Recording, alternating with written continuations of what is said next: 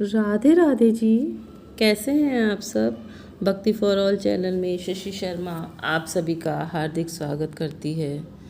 बंधुओं, आपको पता ही है कि साल की सबसे बड़ी एकादशी निर्जला एकादशी आ रही है, जिसे देवव्रत एकादशी के नाम से भी हम जानते हैं, जो विष्णु को सबसे ज़्यादा प्रिय है। स्वयं विष्णु भगवान को बहुत प्रिय है ये एकादशी में की तिथि जो है विष्णु भगवान का दिन होता है। इस तिथि के अंदर ये तो हम सब जानते ही हैं, क्योंकि एकादशी की तिथि जो है विष्णु भगवान को ही समर्पित होती है।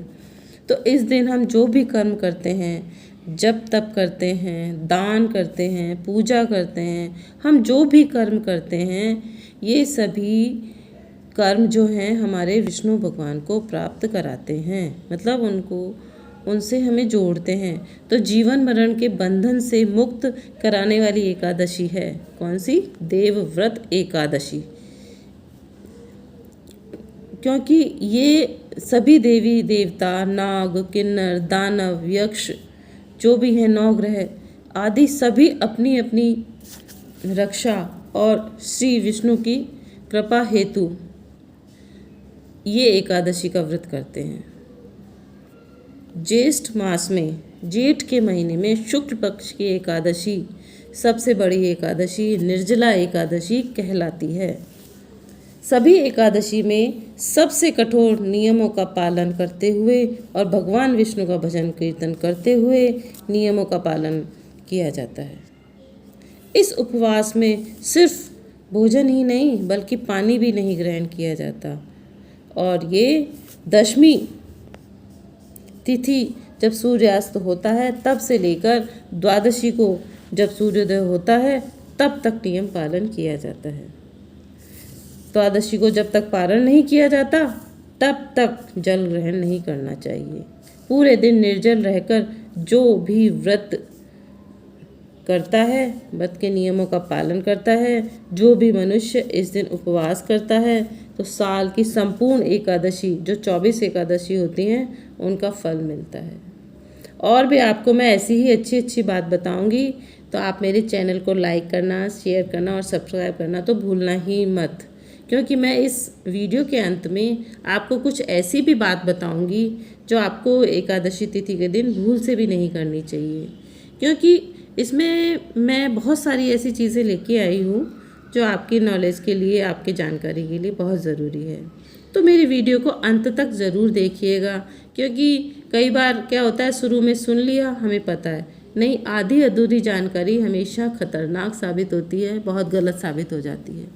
तो एकादशी तिथि के बारे में जो मैं आपको बता रही थी कि हमें ये जो भी एकादशी हम करते हैं, निर्जला एकादशी हम करते हैं, तो सभी एकादशियों का हमें संपूर्ण फल मिलता है। जो 24 करते हैं एकादशी साल की, वो ना करके सिर्फ एक ये एकादशी अगर हम कर लेते हैं तो उसका फल मिल जाता है।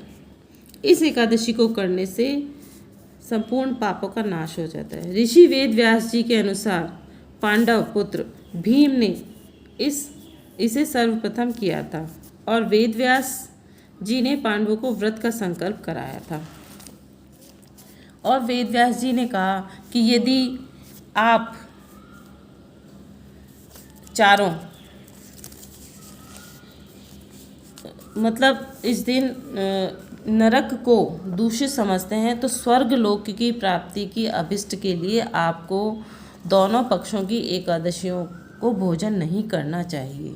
अगर एकादशी में हम अन्न खाते हैं तो नरक की प्राप्ति होती है। तो भीम कहते हैं कि मैं तो भूखा नहीं रह सकता, अन्न ग्रहण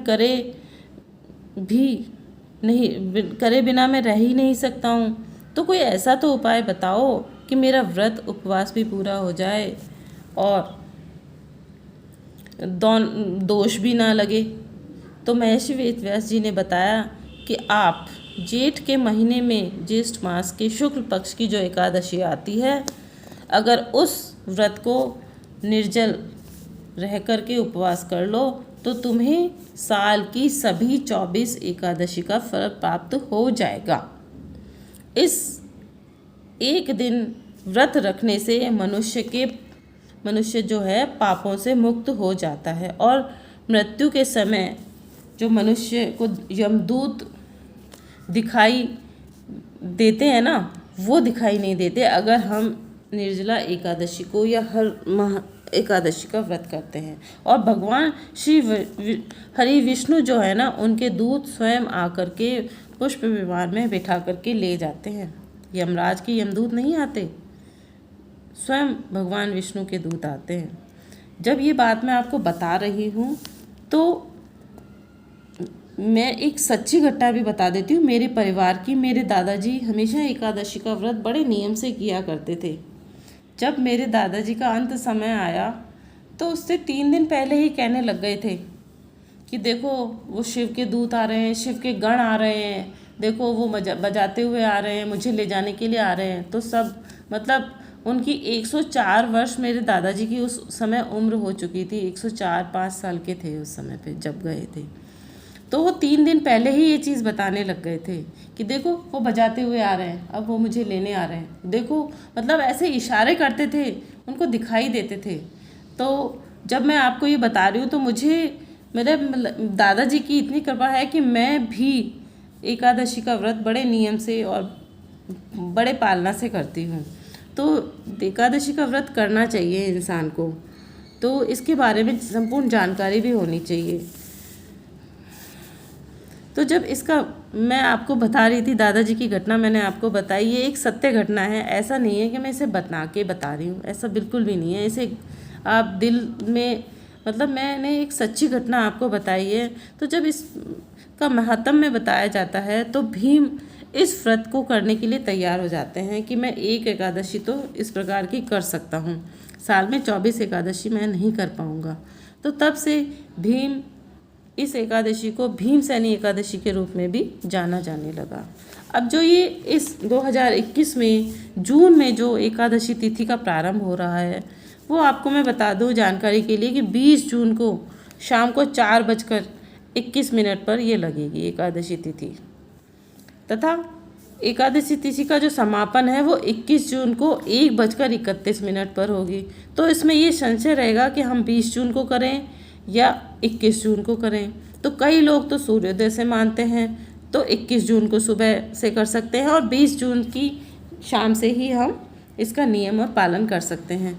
और इसका जो पारण का समय आएगा वो 22 जून को सुबह 5:21 से लेकर सुबह 8:12 तक रहेगा।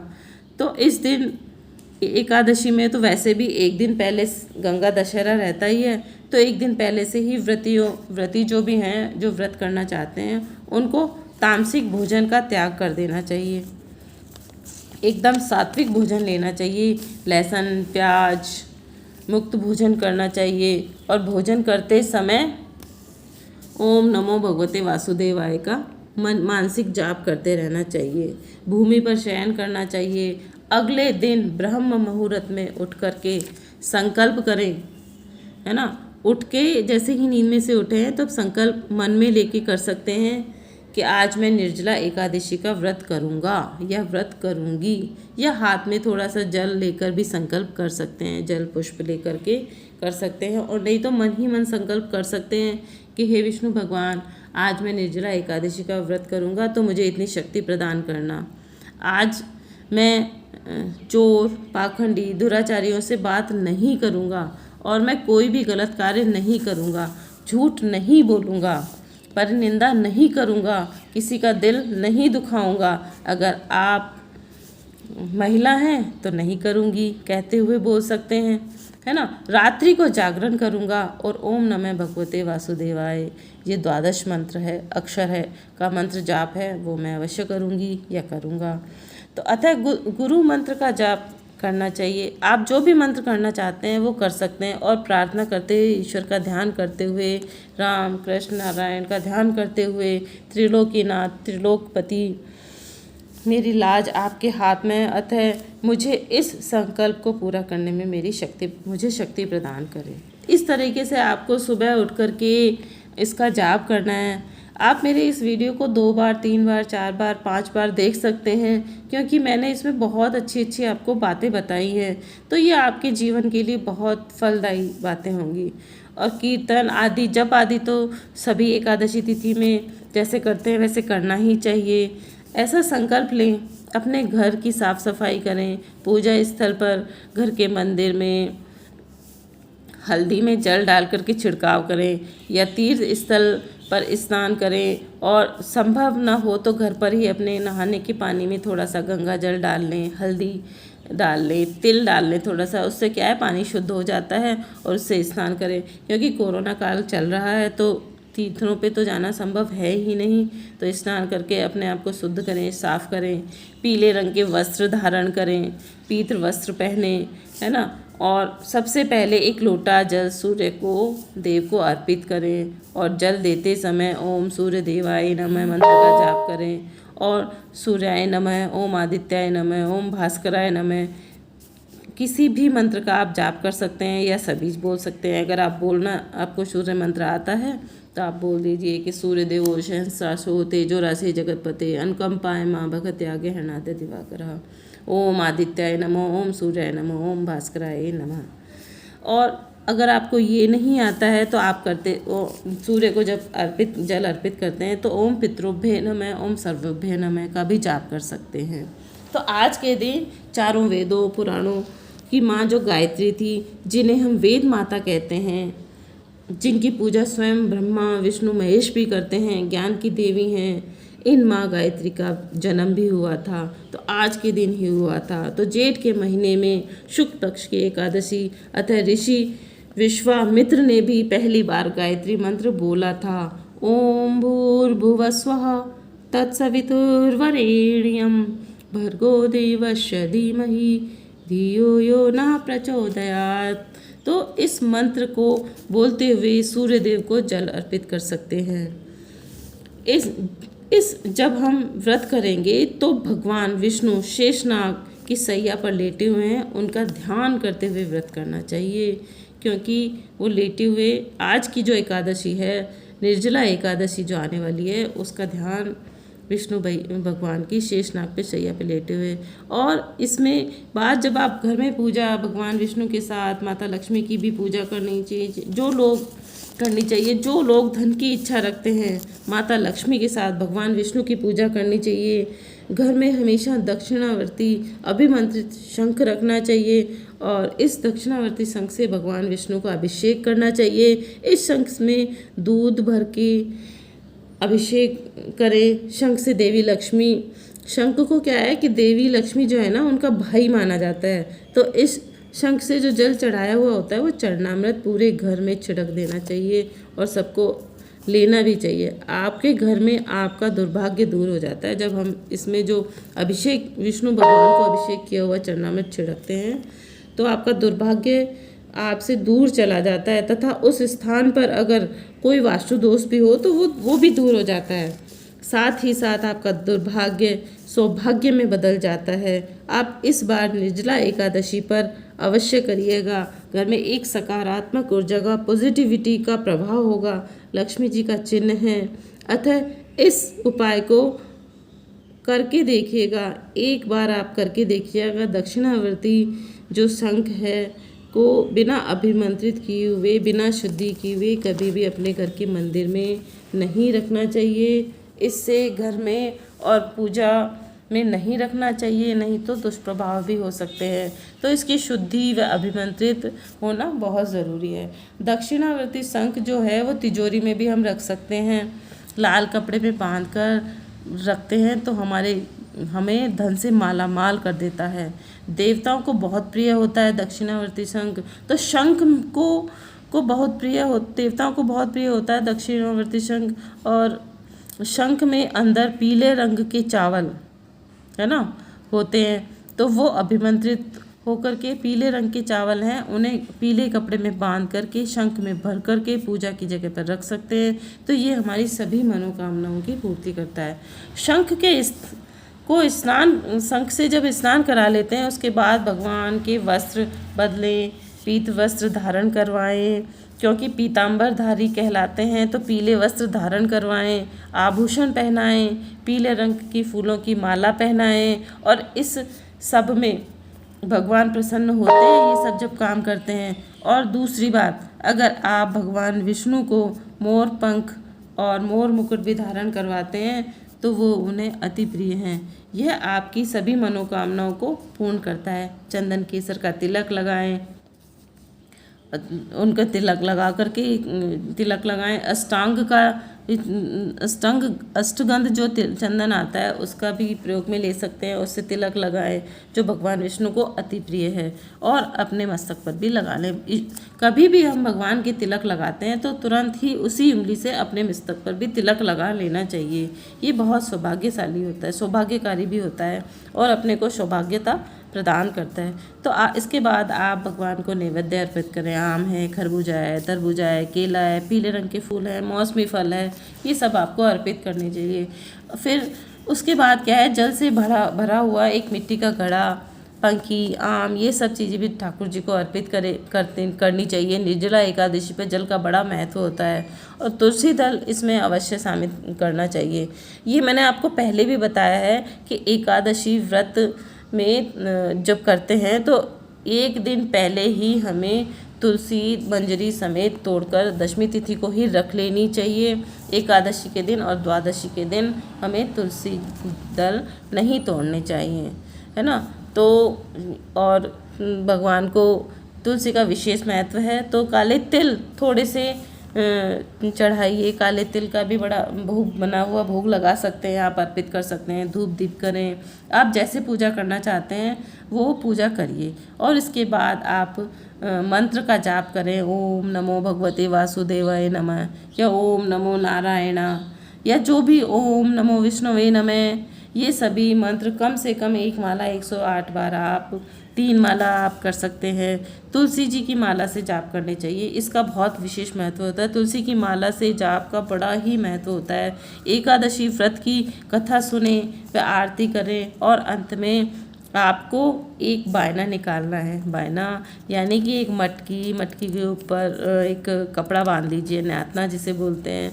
कलश, उसमें पानी भर लीजिए और उस पर अगर वो नहीं है, आप बाहर कहीं फॉरेन वगैरह में रहते हैं, विदेशों में कहीं रहते हैं तो मटकी की व्यवस्था नहीं होती है मिट्टी के कलश की, तो आप गिलास ले सकते हैं या कोई लोटा वगैरह अगर आपके पास में हो तो वो ले सकते हैं। उसके ऊपर एक ब्लाउज पीस रख लीजिए, उसके ऊपर थोड़ी सी शक्कर रख लीजिए, आम रख लीजिए, एक पंखी रख लीजिए और दक्षिणा भी अवश्य रखनी चाहिए। 2 रुपये, 5 रुपये, 11 रुपये, 21 रुपये, जो भी आप रख सकते हैं।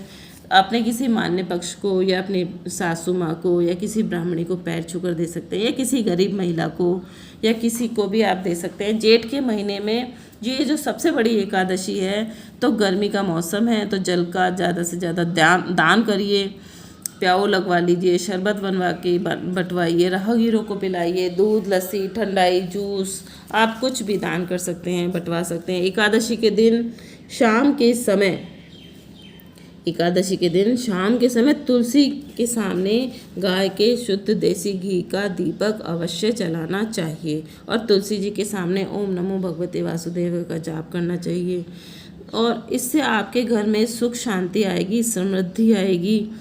आपके आसपास पीपल का अगर वृक्ष हो तो पीपल में भी जल चढ़ाना चाहिए। मीठा जल चढ़ाइए, दूध चावल मिश्रित करके जल चढ़ाइए। बंधुओं, पीपल में भी विष्णु भगवान का वास माना गया है, तो व्रत करने वाले साधक के लिए जल का सेवन तो निषिद्ध है, परंतु मीठे जल का वितरण अति पुण्य फलदायी होता है। तो भीषण गर्मी में जब हम किसी की प्यास बुझाते हैं तो अति पुण्य फलदायी होता है। पक्षियों के लिए जल का पात्र रखिए। वैसे तो गर्मी काफ़ी पहले प्रारंभ हो चुकी थी, तो आप अभी भी रख सकते हैं और एकादशी तिथि के दिन आप उस पात्र को दोबारा भर सकते हैं। रोज़ बदलना चाहिए, उसका पानी भरना चाहिए।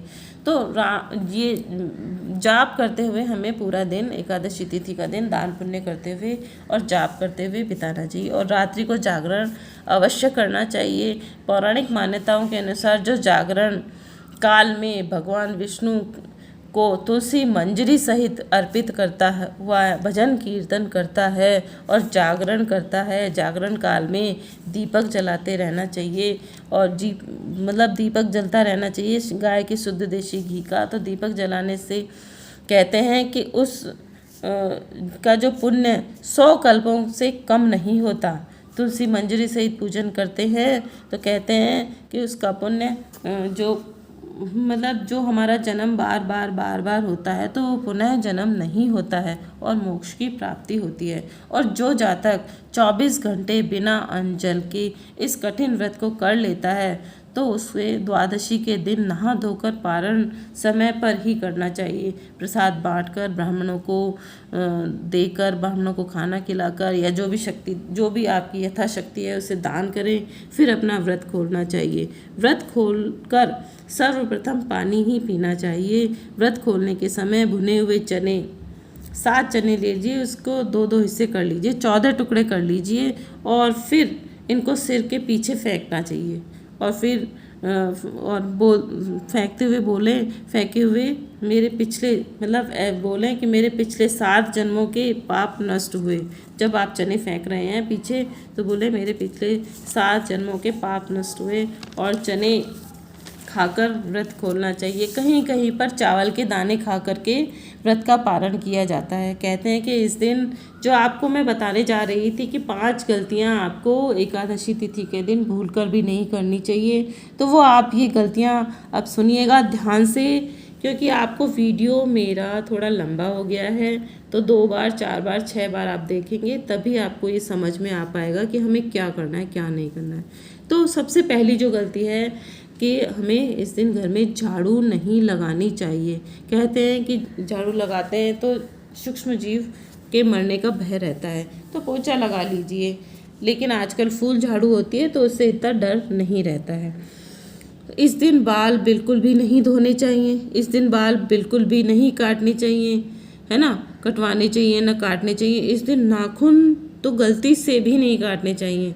दशमी से द्वादशी तक मांस, मदिरा, लहसुन, तामसिक भोजन, प्याज नहीं करना चाहिए। इन सभी चीज़ों का निषेध माना गया है।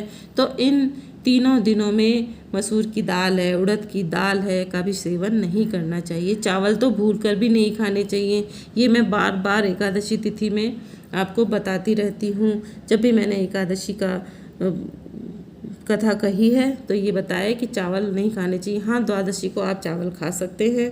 और एकादशी के दिन झूठ, छल, कपट से दूर रहे, पर निंदा से दूर रहते हुए एकादशी का व्रत पूर्ण करना चाहिए। जो आपको ये जो 5 मैंने गलतियाँ बताई हैं वो इनके बारे में सोचिएगा, वो बिल्कुल भी नहीं करनी चाहिए। अगर आप इन नियमों का पालन करते हुए व्रत करते हैं तो निश्चय ही आपका घर में सुख शांति आएगी, समृद्धि आएगी, घर धन से माला माल हो जाएगा, दिव्य फलों की प्राप्ति होगी। तो पूरे मन से, पूरे योग से आप एकादशी का व्रत कीजिए। एकादशी के में जो बहुत सारे नियम पालन होते हैं, लेकिन आप थोड़े बहुत भी अगर इनमें से फॉलो कर लेते हैं, इन सब चीज़ों का ध्यान रख लेते हैं तो आपका जीवन बहुत सफल हो जाता है। तो ओम नमो नारायण, ओम नमो नारायण, ओम नमो भगवते वासुदेवाय नमः। तो आप मेरे चैनल को शेयर करना, लाइक करना और सब्सक्राइब करना तो भूलना ही मत, क्योंकि ऐसी अच्छी अच्छी जानकारियाँ मैं आपके लिए लाती रहूँगी। ओम नमो भगवते वासुदेवाय नमः।